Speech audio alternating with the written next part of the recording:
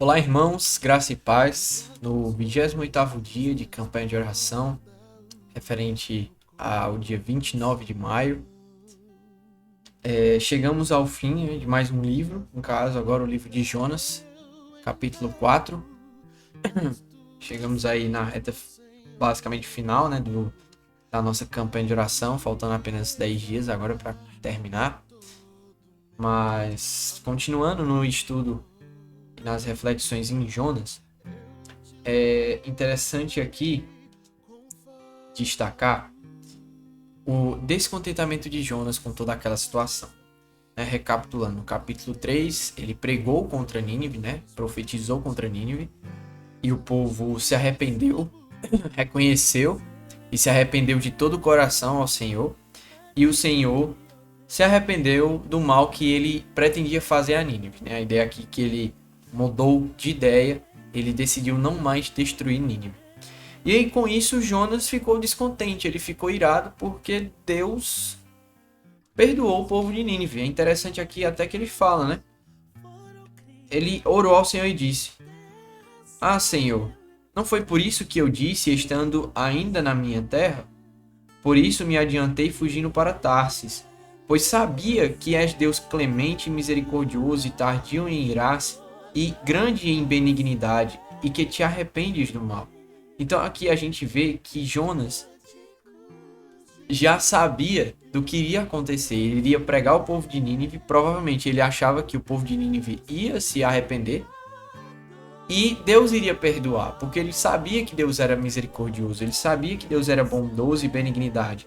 E Deus não rejeita um coração contrito e arrependido. Ele sabia disso. Por isso ele diz que por isso ele diz aqui, foi por isso que eu fugi para Tarsis, porque eu sabia que o Senhor era clemente, misericordioso, tardio em irar-se, benignidade e que arrependes do mal. Aí ele pede a Deus para tirar a vida dele, porque ele diz que melhor é morrer do que viver. A gente percebe aqui uma situação, uma coisa que ele fala assim, que ele não pensou direito, acredito eu, que ele não pensou no que ele estava falando. E aí Deus pergunta: Jonas, cara, é razoável essa tua ira? E aí Jonas saiu da cidade e se assentou, um pouco ao longe, para ficar vendo o que é que iria acontecer. Ou seja, ele ainda, acredito, alimentava uma certa esperança de que Deus destruiria ali Nínive. E aí o Senhor dá uma lição em Jonas. Jonas, quando ele saiu da cidade, ele fez ali uma enramada, juntou alguns ramos, acredito eu, e repousou debaixo dela, à sombra. E aí Deus fez crescer uma planta sobre Jonas para aliviar o desconforto dele ali, E aí Jonas se alegrou em extremo por conta dessa planta. Porém, no outro dia, Deus fez secar essa planta. Deus feriu a planta e a secou.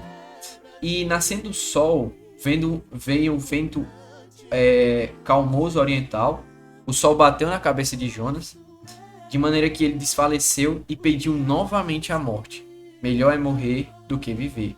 Então perguntou Deus a Jonas: É razoável essa tua ira por causa da planta?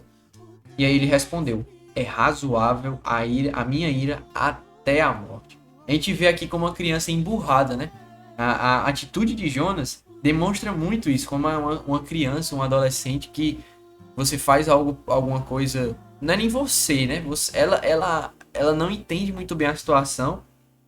E quem tá errado na história é ela, não é nem você. E aí você vai perguntar se aquela ira que ela tem faz sentido. E ela continua com aquela birra, Essa é justamente essa palavra, essa birra. E ele fala: é razoável sim a minha ira até a morte. E aí ele disse, o Senhor, Tens compaixão da planta que te custou o trabalho, a qual não fizeste crescer, que numa noite nasceu e numa noite pereceu. E não hei de eu ter compaixão com a grande cidade de Nínive, em que há mais de 120.000 pessoas que não sabem discernir entre a mão direita e a mão esquerda, e também muitos animais. Então a gente vê aqui a lição que Deus dá, para Jonas, mostrando que da mesma forma que Deus se compadeceu com aquela cidade, Jonas deveria ter se compadecido. E hoje, no culto, a pregação também foi relacionada um pouco a isso, Foi sobre o filho pródigo, e aí no final a gente vê aquela situação do descontentamento do filho mais velho. Você pode até realmente arrazoar, né? Ah, não, é porque realmente ele sempre foi justo, ele sempre esteve ali, nunca recebeu nada do seu pai. E aí veio o filho, o outro filho que torrou a herança todinha, ele voltou e estavam todo mundo se alegrando. Realmente você pode parar para olhar para essa ótica. Mas essa ótica é uma ótica pecaminosa e egoísta, porque você se confia e você se alegra, mas no fato da sua própria justiça, você olha para si mesmo, aquilo que você fez, em vez de se alegrar e se compadecer com o irmão que estava perdido, com o povo que estava perdido, que realmente se converteu e voltou, que agora está nos caminhos de Deus. A palavra diz que quando um pecador ele entrega a sua vida a Cristo, é um motivo de grande alegria no céu, né? O céu entra em festa quando a alma se converte, quando a alma é salva. Então, irmãos, não, a ira em nenhum momento ela é razoável. A ira pecaminosa, ela é razoável. E que possamos nos alegrar quando um pecador ele se converte, quando ele entrega a sua alma a Cristo, que a gente realmente entende, a gente vê naquela pessoa a nossa situação anterior, antes de Cristo, mas quando ele se converte, ele vira uma nova criatura. E que bom saber, né? A gente sente um alívio por aquela pessoa, por saber que ela realmente se converteu, realmente ela entregou sua vida a Cristo.